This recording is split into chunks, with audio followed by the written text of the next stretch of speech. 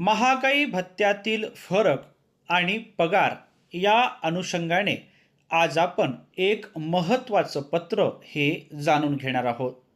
प्रस्तुत पत्र राज्यातील शिक्षक आणि शिक्षकेतर कर्मचारी यांच्यासह मुख्याध्यापकांसाठी अत्यंत महत्त्वाचं आहे. शिक्षण संचालनालयाच्या या पत्रामध्ये नेमकी कोणती माहिती दिलेली आहे ते आज आपण या व्हिडिओच्या माध्यमातून जाणून घेऊया. आत्मीय शिक्षक बंधू आणि भगिनींनो, नमस्कार. मी माझ्या शैक्षणिक यूट्यूब चॅनलमध्ये आपल्या सर्वांचं सहर्ष स्वागत करतो. आजच्या या व्हिडिओमध्ये आपण शिक्षण संचालनालय माध्यमिक व उच्च माध्यमिक महाराष्ट्र राज्य पुणे यांचं दिनांक 7/4/2026 एक महत्त्वाचं पत्र हे जाणून घेणार आहोत. अशाच प्रकारचे विविध शैक्षणिक पत्र, शासनाचे निर्णय जाणून घेण्यासाठी माझ्या या यूट्यूब चॅनलला जर आपण सबस्क्राईब्स केलं नसेल तर जरूर सबस्क्राईब्स करा, अशी नम्र विनंती मी आपल्याला या व्हिडिओच्या निमित्ताने करतो आहे. प्रस्तुत पत्र शिक्षणाधिकारी माध्यमिक आणि प्राथमिक, शिक्षण निरीक्षक मुंबई उत्तर दक्षिण पश्चिम क्षेत्र आणि अधीक्षक वेतन व भविष्य निर्वाह निधी पथक माध्यमिक यांना पाठविण्यात आलेला आहे. पत्राचा विषय आहे माहे मार्च 2026 वेतन महागाई भत्ता फरकासह अदा करण्याबाबत. आणि या अनुषंगाने 3 संदर्भ आपल्याला या ठिकाणी दिसत आहे.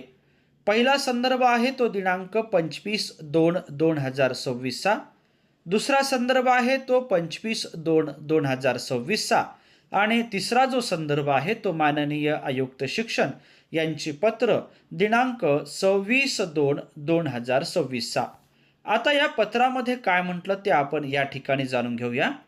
महाराष्ट्र शासनाच्या संकेतस्थळावर विषयांकित प्रकरणी शासन निर्णय उपलब्ध आहे.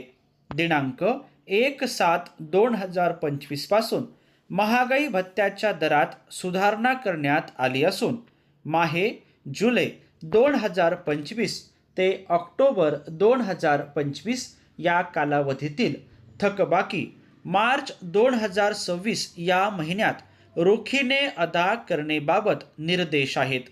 तदनुसार कार्यवाही करण्यात यावी.